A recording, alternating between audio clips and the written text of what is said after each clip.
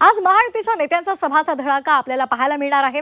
वसई विरार महापालिकेच्या प्रचारासाठी नालासोपारामध्ये मुख्यमंत्री देवेंद्र फडणवीसांची सभा होणार आहे आणि या सभेच्या पार्श्वभूमीवर मोठा पोलीस बंदोबस्त सुद्धा आहे।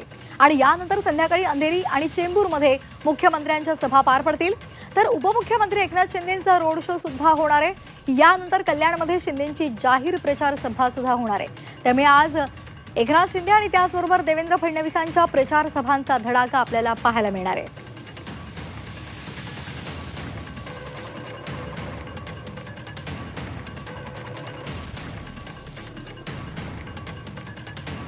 ओम देशमुख आपले प्रतिनिधी आपल्या सोबत जोडले गेलेले आहेत। अधिक माहितीसाठी आपण त्यांच्याकडे जाणार आहोत। ओम, आज सुद्धा आपल्याला प्रचार सभांचा धडाका पाहायला मिळणार आहे। मुख्यमंत्री आणि उपमुख्यमंत्री आज मैदानात उतरणार आहेत। कोणकोणत्या विषयांवर भाषण करणार याची सर्वांना उत्सुकता लागली आहे।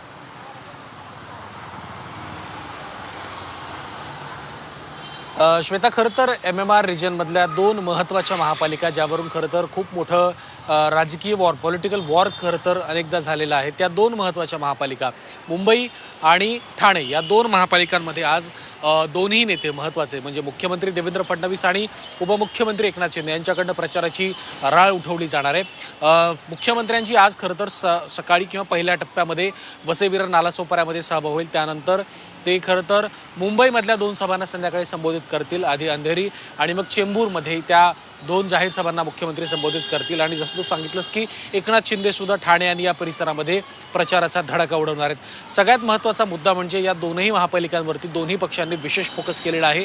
मुंबईमध्ये भाजप अधिकाधिक जागा लढण्यात यशस्वी ठरतोय। 137 जागा भाजपकडे आहेत, तर शिंदेंकडे सुद्धा 90 जागांच्या आसपास जे संख्याबळ ते आहे। तर दुसऱ्या बाजूला ठाण्यामध्ये एकनाथ शिंदे सरशी करून अधिक जागांवरती लढत आहेत, तर भाजप दुसऱ्या क्रमांकावरती आहे। या दोनही महापालिकांमध्ये आपली सत्ता काबीज करण्यासाठी आणि ठाण्यातली सत्ता ही तशीच्या तशी कायम राखण्यासाठी या दोन्ही पक्षांकडून प्रयत्न केले जात आहेत। ज्या पद्धतीनं ठाकरे बंधूंच्या मुलाखती होत आहेत आणि आज दुसऱ्या मुलाखतीच्या आज खरं तर दुसऱ्या पार्टमधून पुन्हा एकदा या सगळ्या गोष्टींवरती ज्या पद्धतीनं ठाकरे बंधूंनी टीका टिप्पणी केली आणि मुंबई अदानींच्या घशात घालण्यासाठी प्रयत्न चालू आहेत, महाराष्ट्रातल्या राज्यकर्त्यांच्या हातात काहीही नाही, या सगळ्या पद्धतीचे जे काही आरोप प्रत्यारोप केले जात आहेत त्याला मुख्यमंत्री आणि उपमुख्यमंत्री दोघेही कशा पद्धतीने उत्तर देत आहेत। विशेषत्वानं मुंबईमध्ये ज्या पद्धतीची बंडाळी सुद्धा झाली त्यावर सुद्धा मुख्यमंत्री काही भाष्य करत आहेत का यावर सुद्धा खरं तर लक्ष असणार आहे।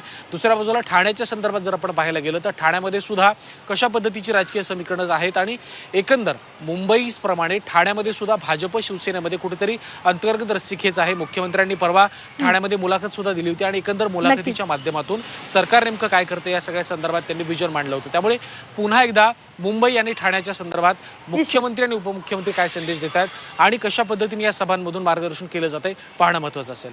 अगदी, त्यामुळे प्रचार तर केला जाणारच आहे, पण कुठेतरी सुप्त इच्छा प्रत्येक पक्षाची ही सुद्धा आहे की आपल्या पक्षाला जास्तीत जास्त जागा विजयी करता याव्यात, आपल्या पदरात पाडून घेता याव्यात। त्यामुळे कशा प्रकारचा प्रचार होणार, कशा प्रकारचे आरोप प्रत्यारोप होणार हेही पाहणं महत्त्वाचं आहे। धन्यवाद ओम, दिलेल्या सविस्तर माहितीसाठी।